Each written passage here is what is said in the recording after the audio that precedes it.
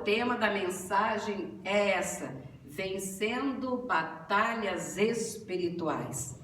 E nós vamos começando no livro do Êxodo, no capítulo 5. Êxodo, capítulo 5. Aleluia. Que o Espírito Santo continue falando conosco. Que a presença do Senhor continue nesse lugar. Eu sei que o Senhor, Ele encontra no nosso coração um lugar onde a palavra entra e permanece. Amém? O texto de Êxodo 5, 1 a 4 diz assim: Depois disso, Moisés e Arão foram falar com o faraó e disseram: Assim diz o Senhor, o Deus de Israel: Deixe o meu povo ir para celebrar-me uma festa no deserto. O faraó respondeu: Quem é o Senhor para que eu lhe obedeça e deixe Israel sair? Não conheço o Senhor e não deixarei Israel sair. Eles insistiram: O Deus dos Hebreus veio ao nosso encontro. Agora permite-nos caminhar 3 dias no deserto para oferecer sacrifícios ao Senhor, o nosso Deus. Caso contrário, Ele nos atingirá com pragas ou com a espada. Mas o rei do Egito respondeu: Moisés e Arão, por que vocês estão fazendo o povo interromper suas tarefas? Voltem ao trabalho. Amém? Amém. É um confronto, né? É um confronto que Moisés aqui, ele vai ter um confronto direto aqui com o faraó. E quando eu falei sobre a batalha espiritual, que é o tema da mensagem, vencendo batalhas espirituais, né? A batalha espiritual é o que? Nós entendemos como? É um tipo de conflito que nós, os servos do Senhor, nós enfrentamos durante toda a nossa vida cristã. São forças das trevas, são forças malignas que se levantam contra as nossas vidas. Essa expressão batalha espiritual, ela não vai aparecer na Bíblia. Você vai ler, você não vai encontrar exatamente escrito batalha espiritual. Mas isso não significa que esse conceito ele esteja ausente das Escrituras, porque nós vemos o tempo todo falando em guerras, falando em batalhas, falando em lutas. E o apóstolo Paulo, ali na carta, quando ele escreve à igreja de Éfeso, ele deixa claro para todos nós que a nossa luta, ela não é contra carne e sangue, mas ela é contra principados e potestades espirituais do mal. E ainda ele fala, nas regiões celestiais. Então, o apóstolo Paulo, ele usa essa metáfora falando sobre batalhas, sobre essa nossa vida cristã, que não é fácil. Então ele vai identificar quem são os nossos verdadeiros inimigos. Porque muitas vezes a gente fala, os meus inimigos são as pessoas, é aquele meu chefe, é ali em tal lugar que eu fui, eu encontrei um inimigo. Mas o inimigo que nos afronta, o inimigo que vem para derrotar, o inimigo que vem para assolar a minha vida, a sua vida, a nossa família, são principados e são potestades. Principados são o que? Ordens angelicais, malignas, superiores, enquanto que essas potestades são governantes angelicais, malignos, subordinados.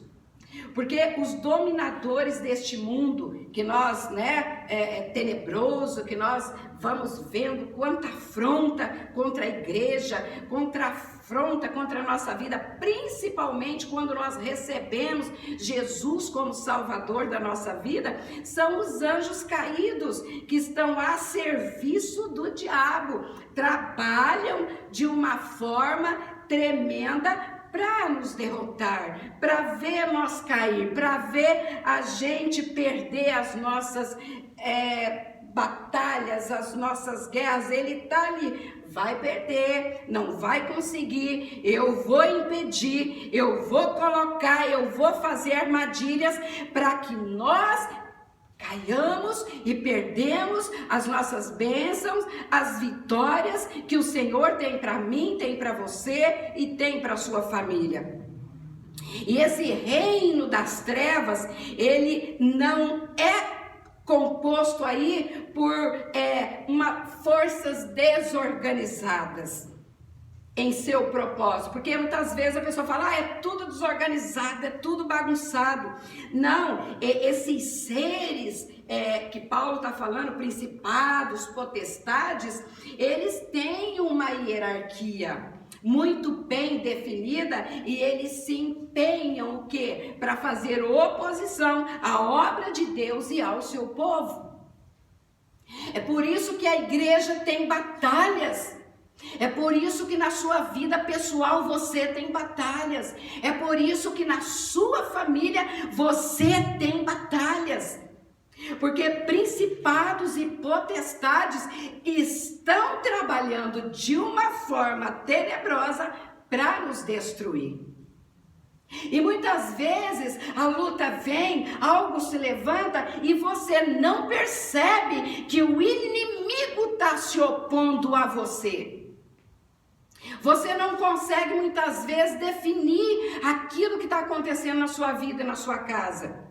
Você às vezes fala, acho que é culpa minha, aquele problema é isso, é aquilo, mas você muitas vezes não sabe que aquilo se levantou contra a sua vida. E nós cristãos que servimos ao Senhor, nós temos que ter o discernimento espiritual para discernir quando Ele nos ataca. Porque o ataque maligno, irmãos, é para ferir, é para destruir, é para te derrubar, para você não se levantar mais.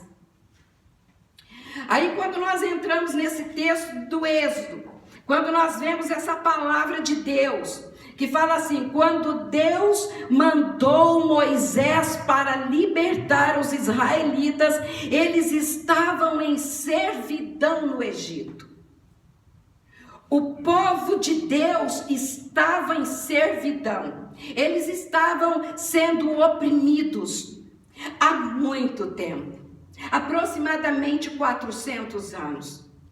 Quando eles estão ali gemendo naquele sofrimento, eles começam a clamar e eles começam a ver que a coisa é complicada. Porque muitos ali já tinham perdido a adoração ao Senhor. Muitos ali já eram uma quase quarta geração, eles já não tinham mais, já nem quase que sabia quem era Deus. O próprio povo de Deus já estava se esquecendo de quem era Deus. Mas tinha alguns ainda que falam, nós precisamos clamar, porque para livrar, para ser liberto dessa opressão, é só a mão de Deus. Então Moisés, ele vai com Arão e ele recebe uma palavra de Deus, e Deus, ele vai dizer aqui como ele fala, assim diz o Senhor de Israel, deixe o meu povo sair para celebrar-me uma festa no deserto. E Moisés, com coragem, ele entra diante de Faraó. Porque precisa ter coragem para enfrentar o inimigo, precisa ter poder de Deus, precisa ter autoridade de Deus, porque Faraó era considerado rei, ele era considerado ali um deus do Egito, ele era o maior, o Horus vivo, o todo-poderoso, ele não acreditava que existia um Deus maior do que ele. Então, eles vêm, eles vão falar, deixe, Deus falando, deixe o meu povo celebrar-me uma festa no deserto. E essa festa nós sabemos que é uma festa religiosa, é sacrifício ao Senhor, adoração ao Senhor. O Senhor, Ele olha para aquele povo que está gemendo, Ele olha a situação e Ele traz um decreto. Eu quero que o meu povo se aproxime de mim. Eu quero que o meu povo busque a minha face. Eu quero que o meu povo volte a ter um relacionamento comigo. Já fazia muito tempo que esse povo não cultuava ao Senhor. No Egito só era permitido adorar aos deuses e as deusas do Egito. E o povo naquela servidão era trabalho, trabalho, trabalho, mais trabalho. Como é que eles adoravam? Eles não tinham praticamente folga nenhuma. Porque quem está em escravidão não tem a liberdade de escolher, olha, esse dia eu vou tirar de folga, não, esse dia eu quero uma férias, não, ele está subjugado, ele está debaixo de uma opressão. Assim se encontrava o povo de Deus. Mas Deus, Ele é o Deus tremendo, o Deus que olha, o Deus que vê, o Deus que faz milagres, o Deus que olha com compaixão, independente da desobediência, independente daquilo que fez. O Senhor, Ele é maravilhoso. E Ele olha para esse povo e Ele tem misericórdia. E Ele fala, Moisés, vai até lá. Eu quero, e ele não fala o seu povo, aquele povo, o povo de não sei quem, não, ele fala o meu povo. Porque nós somos o povo do Senhor, nós somos a igreja do Senhor, você é filho de Deus, você é escolhido do Pai. Então ele fala, é o meu povo, que se chama pelo meu nome, nós somos do Senhor. E o Senhor, Ele olha para aquele povo e Ele fala, vem meu povo, vem porque eu vou realizar algo grande, eu vou realizar algo grandioso e eu vou mostrar quem é o Deus de Israel. Mas Faraó, sendo considerado o Horus vivo, o grande Deus do Egito, ele traz aquela resposta escarnecedora, porque é assim, né? É duvidar de Deus, esse Deus não faz nada. Imagina, ele fala, quem é o Senhor? É o que o texto fala, quem é o Senhor para que eu lhe obedeça? Imagina, quem é esse Senhor que vocês estão falando? Para que eu ouça a voz dele e deixe vocês ir. Quem é ele? Que autoridade que ele tem para determinar isso a mim que sou o rei aqui? Quem é ele que vai querer mexer aqui no meu reino? Não, e outra, tem mais uma coisa. O povo dele que vocês estão falando é tudo escravo meu. São meus escravos.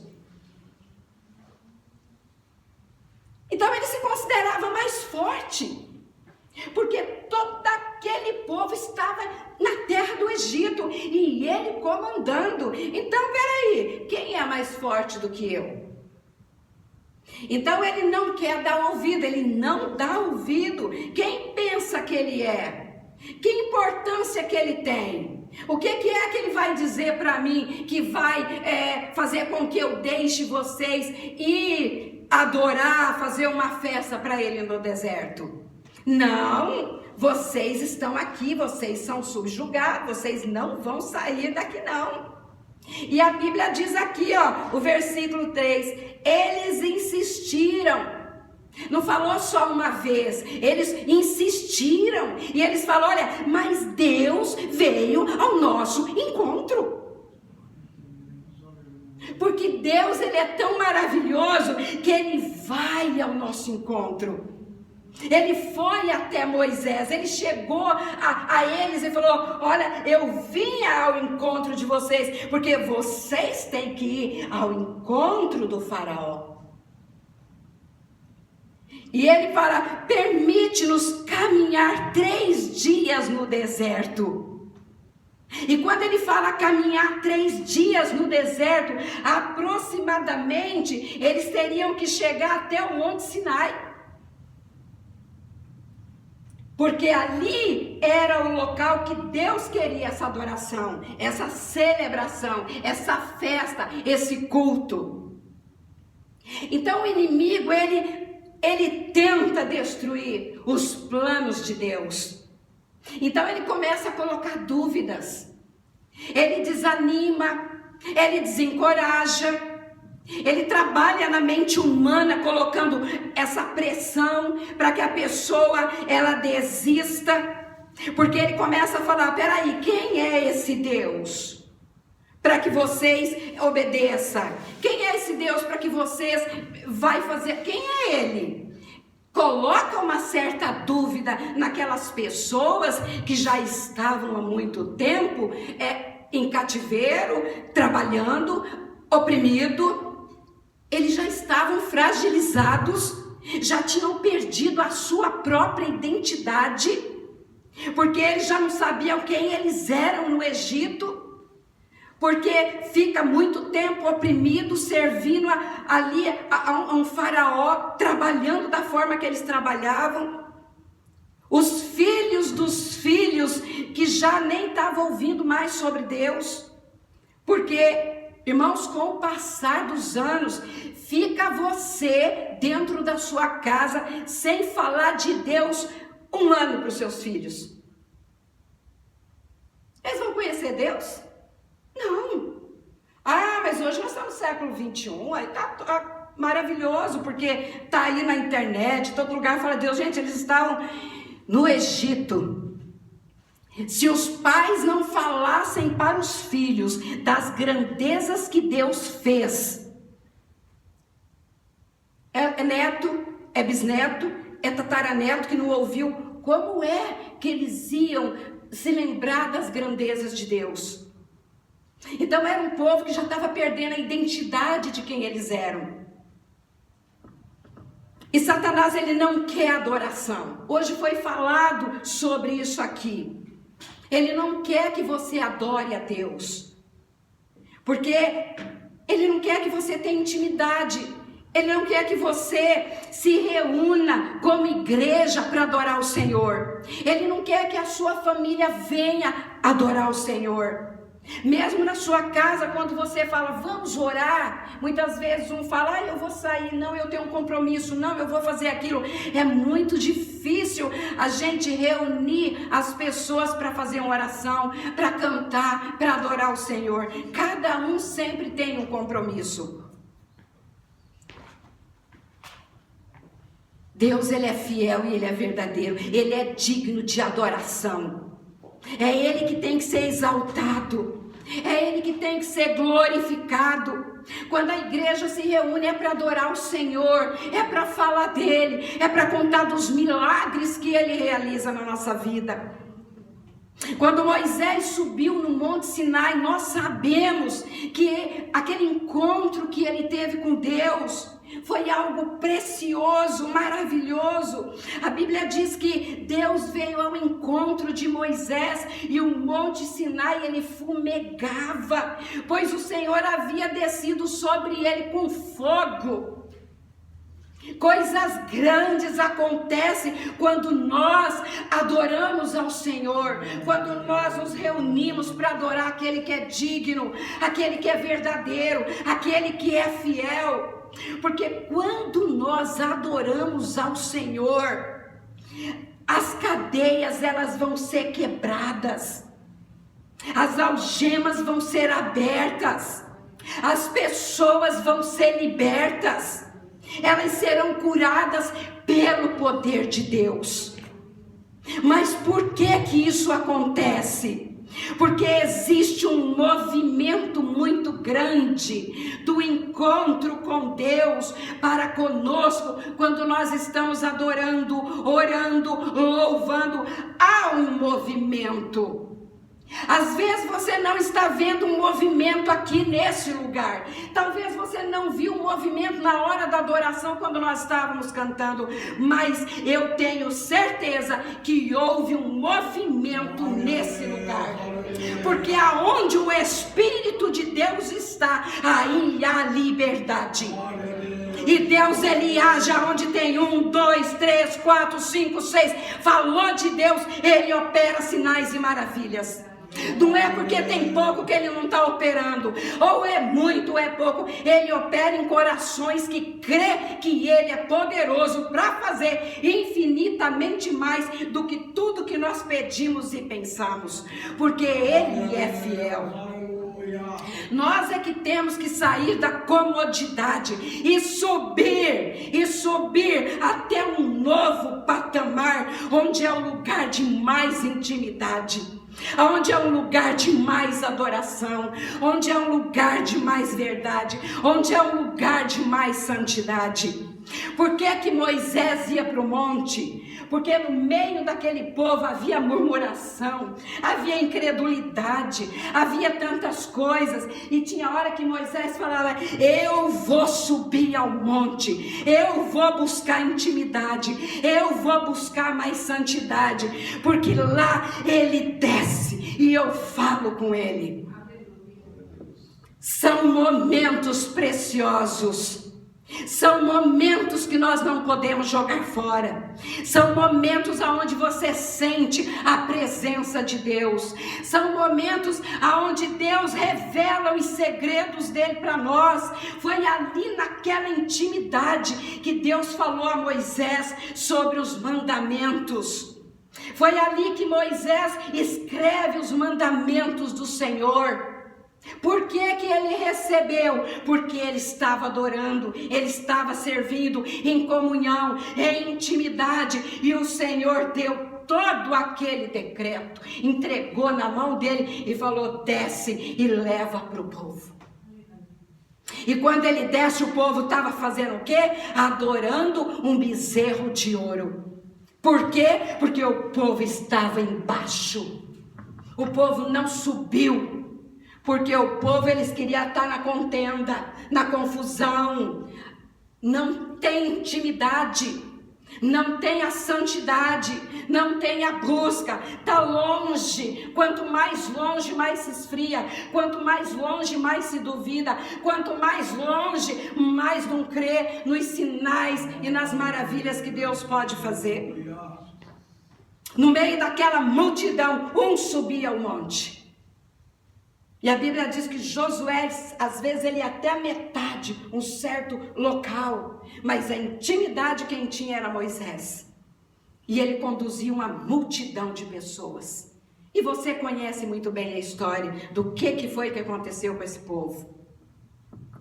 E o faraó, ele continua com aquele coração duro. Ele continua dizendo: não, o povo não vai sair. Não, o povo não vai ter encontro. Não, o povo não vai. Mas nós temos um Deus que é soberano. Nós temos um Deus que Ele é maravilhoso. O faraó, ele estava obstinado no seu coração. Então ele não deixa o povo sair para adorar. E o que é que ele ordena? Ele fala: olha, voltem ao trabalho. Aumenta a carga sobre esse povo. Ah, eles estão fazendo tijolo, vinha a palha, agora não, eles têm que buscar a palha e fazer. Eles vão trabalhar dobrado. E o faraó começou mais e mais e mais e mais trabalho excessivo.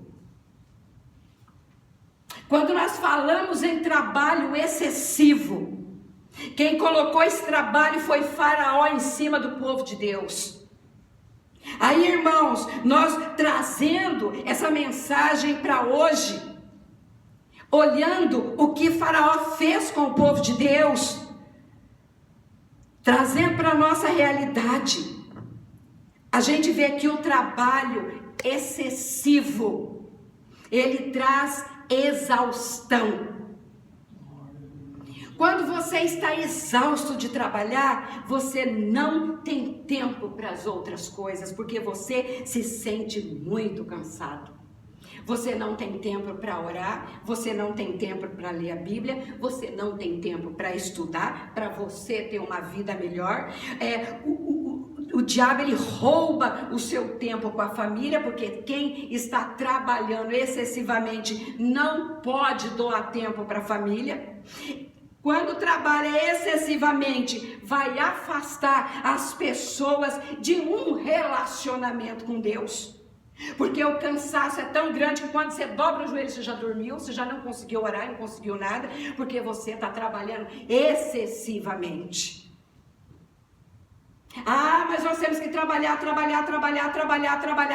Não. Nós temos que parar e refletir e saber que quem nos sustenta é o Senhor. Você vai fazer a tua parte. Eu tenho meu trabalho, eu vou trabalhar, mas não vá começar a trabalhar excessivamente e entrar numa roda, porque vai ser tirado a boa parte. A sua casa vai perecer, a obra de Deus vai perecer, porque você está trabalhando excessivamente. É assim que Faraó fez com o povo. Quando você lê aqui, o povo, eles não, é uma carga que eles não suportavam mais. Essa é a carga que o mundo quer colocar sobre nós. Trabalho, mais trabalho. E tem pessoas, não é todo físico que é um igual ao outro. Tem uns que são mais fracos, tem uns que são mais fortes, tem pessoas que vai morrer, tem pessoas que vai sofrer ansiedade, tem pessoas que vai entrar numa depressão. Porque o trabalho excessivo, ele escraviza. É bíblico, gente. A Bíblia fala para nós que tem que ter o descanso. O próprio Deus, claro que é uma palavra ali para nós ler, porque Deus não precisa de descanso. Mas Ele queria que nós entendêssemos que Ele trabalhou, mas Ele descansou. Deus não precisa descansar. Ele é espírito, mas Ele traz uma mensagem. O seu corpo que eu fiz, ele é de carne, ele é de sangue. Você não vai suportar trabalhar todos os meses, o ano inteiro, 365, não vai. Teu corpo não é máquina. Então esse trabalho fez com que a principal causa que acontece, uma desconstrução familiar. Um pai e uma mãe que trabalham excessivamente, os filhos vão perecer em alguma área. As mães, elas que eram suporte do lar na educação dos filhos, elas se tornam mulheres cansativas. Elas ficam exaustas por carregarem uma carga pesada, maior do que elas podem suportar. Irmãs, quantas mulheres que porque às vezes o marido está ganhando pouco, ela tem que trabalhar. Gente, ninguém está falando que não tem que trabalhar. Tem que trabalhar. A mulher ajuda o marido. Eu já trabalhei, já ajudei o meu marido. Mas nós temos que saber uma coisa. Nós mulheres temos que entender uma coisa. Primeiro, nós temos que saber, nós vamos suportar, nós vamos dar conta de tudo, nós vamos conseguir organizar a casa, educar os filhos e também trabalhar excessivamente. Porque tem mulheres que não suportam, acaba acarretando muitas coisas na mulher. A mulher fica exausta, a mulher fica, muitas vezes até o homem não entende.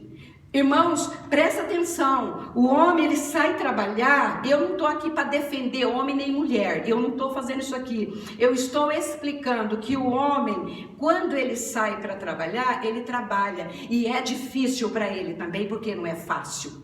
A carga do homem ser sacerdote de lar não é fácil. Mas quando ele trabalha, que ele chega em casa, eu não estou falando o homem que chega, vai lavar, vai passar, não, eu estou falando de uma hierarquia. Ele chega, casou, a mulher dele está em casa, quando ele chega, está pronto a janta, a roupa está tudo bonitinha no guarda-roupa, a casa está arrumadinha, ele vai tomar o seu banho, jantou gostoso e vai descansar.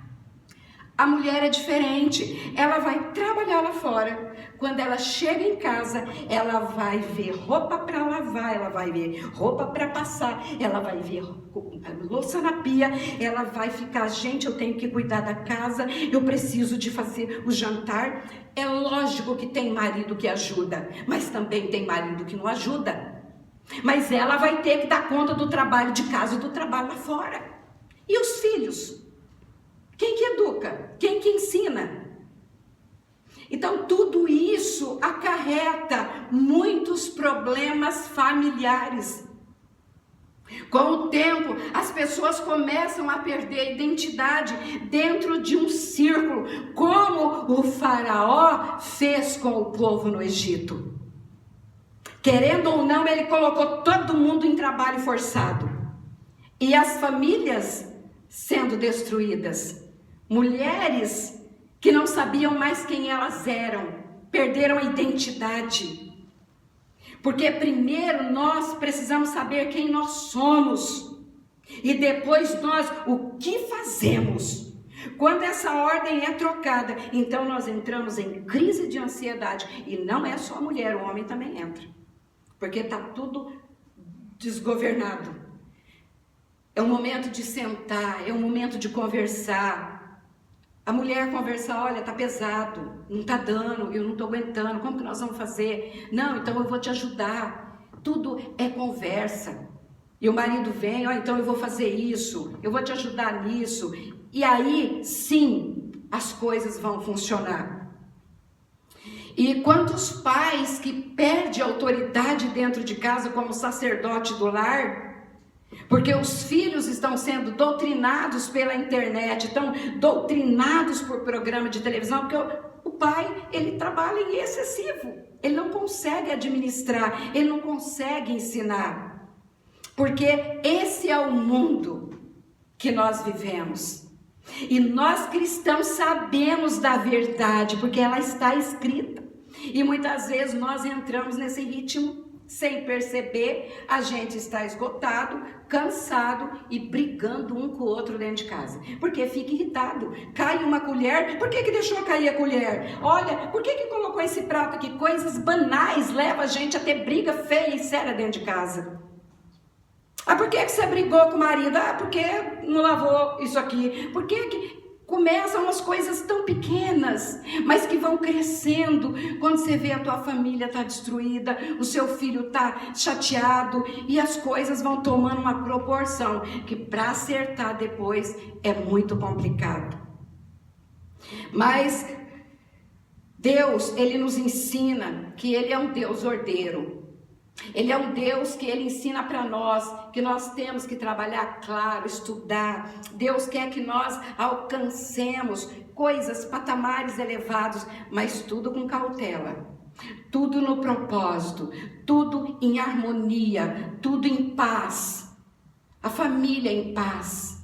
Como é bom você chegar na tua casa, ai, dentro do meu lar, que paz, que delícia. Ai, o meu filho está em paz. É isso que Deus quer com as nossas famílias.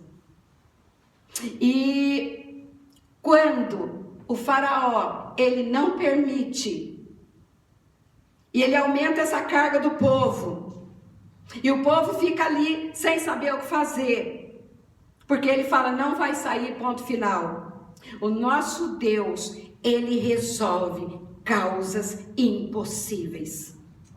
Causas na tua família, confusão, briga, tantas coisas que já aconteceram que você fala, gente, é uma batalha espiritual que eu não consigo vencer. O Senhor, Ele olha para você e diz, como assim não? Eu estou com você, você vai vencer porque eu sou Deus. E se nós somos o povo de Deus, mesmo que a gente muitas vezes não sabe o que nós estamos enfrentando, porque a batalha espiritual é algo que nós não estamos vendo, não é uma coisa que você está vendo, ela é algo, é espiritual, vem o ataque e você está aqui, Senhor, me ajuda. Aí Deus fala, eu vou mostrar para o faraó a minha autoridade, o meu poder, a minha soberania. Ele vai entender quem eu sou. E a palavra de Deus diz que ali logo aqui já no capítulo 10, Deus começa a trazer sobre o Egito as pragas sobre o Egito. Porque Faraó não deixava o povo ir. Então Deus ele fala, então agora eu vou mostrar o meu poder. Quando ele fala que vem a primeira praga, vem a segunda praga, e as pragas vêm chegando. Chega um momento que o Egito, na 8ª praga, o Egito ele está arruinado, ele está destruído. Os próprios conselheiros do faraó falavam assim, deixa esse povo ir embora. Deixa esse povo sair daqui, porque o Egito está arruinado. Porque quando fala em praga do Egito, o significado em hebraico significa golpes ou ferir. Então, quando Deus ele começa a mostrar para Faraó quem ele era, ele começa a dar golpes para enfraquecer os deuses do Egito, até derrotar os principados e as potestades. É com golpes, é ferindo o Egito e mostrando para Faraó que aqueles deuses não significam nada, que aqueles deuses não têm poder de ação, que aqueles deuses não podem parar aquilo que o Senhor está enviando. Porque foram golpes amargos, foram pragas que vieram para arruinar um país. Porque o nosso Deus, ele mostrou para Faraó quem era o Deus que o povo dele servia. E aí nós aprendemos o quê? Nós aprendemos que nós também, como filhos amados de Deus, nós podemos vencer. E um dos segredos para vencer batalhas espirituais contra a sua vida, contra a sua casa, contra os seus negócios, quando vem aquilo que o inimigo vem te derrotar, você tem uma arma poderosa na sua mão. Então você vai fazer o quê? Eu vou golpear o inimigo. Você não pode ter medo, porque tem gente que começa a retroceder. Tá vindo os ataques, eu vou retrocedendo. Olha, o inimigo tá vindo, tô ficando com medo, eu não sei o que fazer. Tá vindo a guerra, as batalhas, para onde que eu vou? Mas Deus ensina para nós como é que ele venceu a batalha ali no Egito. Golpes para cá, golpes para lá, e vai golpeando, e o Egito enfraquecendo, as potestades enfraquecendo, os demônios já estavam ali, olha, está se perdendo tudo, animais morrendo, toda a economia do Egito foi por água abaixo.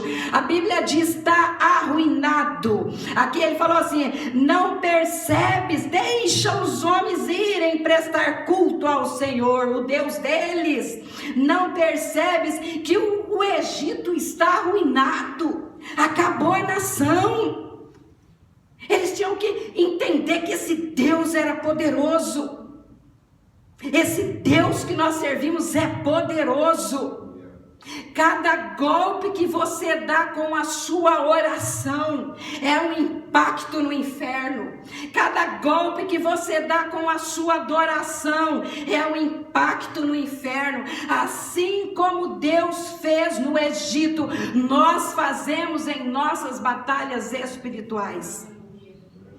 Quando oramos, são golpes no diabo, nos planos, naquilo que ele está fazendo para nos derrotar, para derrotar a tua família, para derrotar o que você já até obteve do Senhor, porque ele quer que você perca tudo aquilo que Deus já te deu.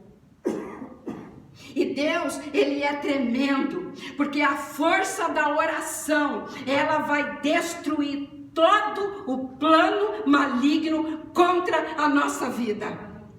vai abrir algemas, vai curar os enfermos, vai libertar os oprimidos, vai libertar muitas vezes as nossas finanças que está aprisionada em lugares aí celestiais que Satanás vai, porque como Daniel estava orando, fala a Bíblia, diz assim, Deus ouviu a sua oração no primeiro dia. Mas quando veio a resposta, a Bíblia diz que o anjo da Pérsia, esses demônios, segurou por 21 dias as bênçãos, aquilo que Deus tinha para Daniel. E você acha que nós não temos bênçãos que estão paradas nessas regiões celestiais? Porque nós não estamos sabendo lidar com a batalha espiritual, nós não estamos sabendo usar a armadura que Deus deu para nós, colocou na nossa mão. E a maior armadura, nós temos o escudo da fé, nós temos a espada do Espírito, Paulo fala sobre isso, mas a oração é que vai quebrar cadeias, é a oração que vai reconstruir a sua casa, a sua família, tudo aquilo que um dia Satanás levou embora da sua mão, porque tem gente que perde em negócios, coisas que fez, mas nós sabemos que a opressão maligna ela existe. Aí quando chega aqui no Êxodo 10, 11, no Êxodo 10, 11, diz assim,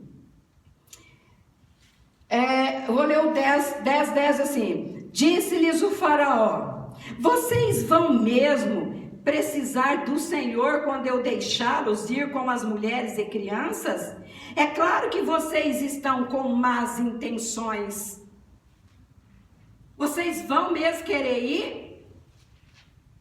E ele vai falar assim, olha, eu não vou deixar que vocês levem as suas mulheres. Eu não vou deixar que vocês levem as suas crianças. Agora aqui Satanás, ele usa o faraó porque ele quer liberar para adoração, mas ele quer que vá só os homens. É só os homens que é para ir. Ele fala, não, vai só os homens. Mulheres e crianças, não. Eles vão ficar. Vocês têm que levar mesmo os jovens e os velhos, os filhos e as filhas, e as ovelhas e os bois. Não, vai só os homens. Prestar culto. Mas as mulheres e as crianças ficam. Então aqui você vê que ele quer dividir a família. Ele não quer que todo mundo vai. Tem hora que ele chega a um ponto que ele fala, não, então tá, vai os homens, as mulheres, as crianças não vai não. Ele vai começar a reter. Não, aí você fala, é aquela questão, né? Filho, vamos orar. Não vou. Outra hora, vamos para a igreja. Aí vem o pai, a mãe não vem. Outra hora vem a mãe, o pai não vem. Tem hora que não vem ninguém. Então, é isso que ele faz. Ele começa, não, vai esse. É como se ele estivesse escolhendo, esse aqui não vai não. Esse aqui vai adorar. Não, esse aqui não vai não. Trabalhando para poder dividir a família. É assim que ele faz. Ele vem dentro da sua casa, mandar na sua casa. E se você ceder e começar a negociar, ele vai encontrar brecha para destruir a sua família. O marido vai, a mulher não vai, o filho vai, o outro não vai. Ele quer essa divisão dentro da família. E quando nós vemos essa atuação de Faraó, nós sabemos que ele quer dividir. Ele gosta dessa divisão. Divisão na igreja, divisão em casa, divisão é do demônio. Porque Deus, ele quer união, Deus, ele quer harmonia, Deus, ele quer amor, Deus, ele tem compaixão das famílias de todos nós. E quando chega no 24, no Êxodo 24, aqui no 10, 24, ele vai fazer outro tipo de negociação.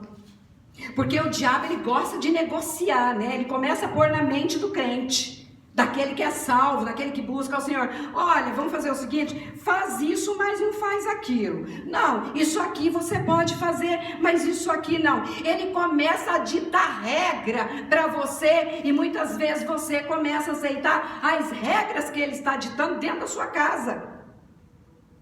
E aqui ele vai falar no 10:24, ele fala assim, 10:24 ele fala, deixa eu pegar aqui na minha tradução. Então o faraó mandou chamar Moisés e disse: vão e prestem culto ao Senhor, deixem somente as ovelhas e os bois, e as mulheres e as crianças agora podem ir. É uma negociação que ele começa a fazer dentro da sua casa. Ele começa a mandar dentro da sua casa, você não percebe. Porque é uma batalha espiritual. Então agora vamos fazer, os homens agora podem ir, eu estou mandando, né? As crianças também, as mulheres também. Agora os bens de vocês não. Bens é meu. É assim que o diabo faz. Quando ele não trabalha com uma coisa, ele trabalha com outra.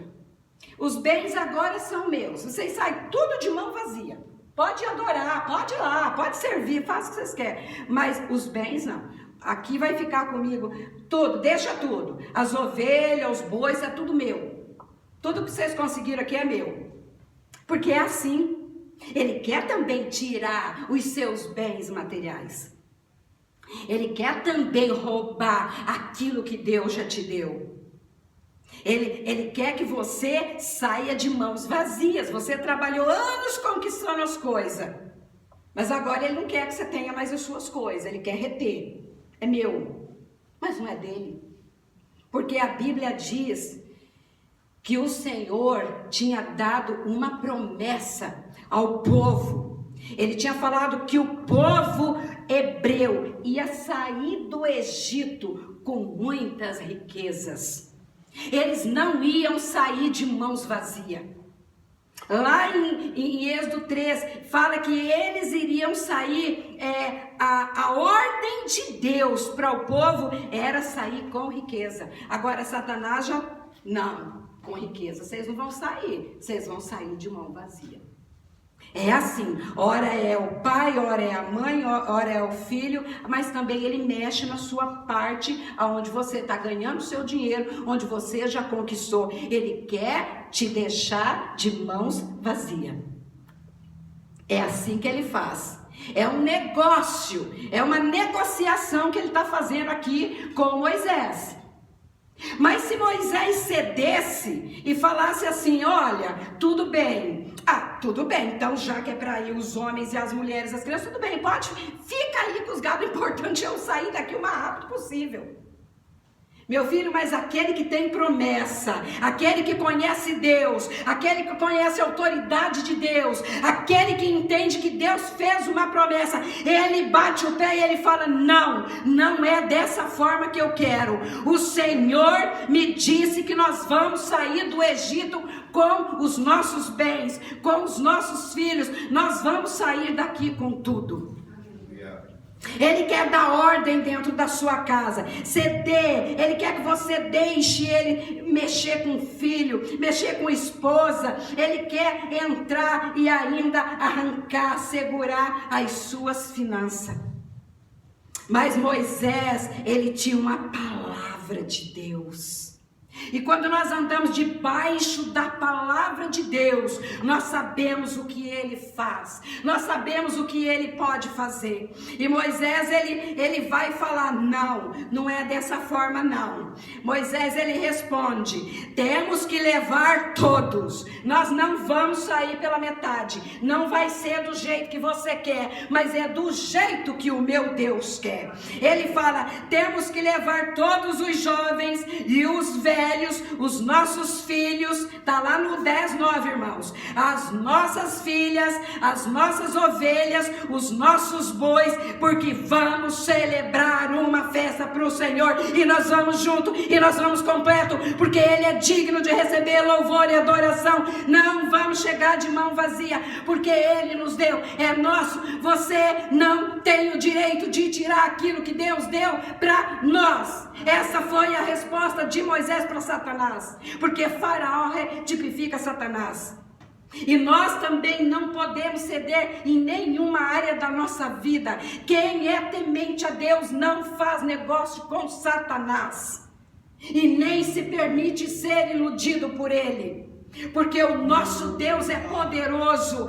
Ou confiamos no Senhor ou não confiamos, ou cremos que Ele faz ou desistimos de crer, porque existe uma batalha espiritual sobre as nossas vidas e nós vencemos em nome de Jesus com a oração, dando golpes e recebendo do Senhor. Não vamos permitir que a nossa família seja destruída, não vamos permitir que as nossas finanças sejam destruídas, retidas pelo inimigo, porque foi Deus que deu, irmãos.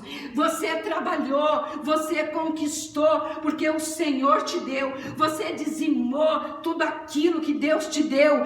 Como é que Satanás pode entrar na sua casa e tirar os bens, as coisas que o Senhor deu para você?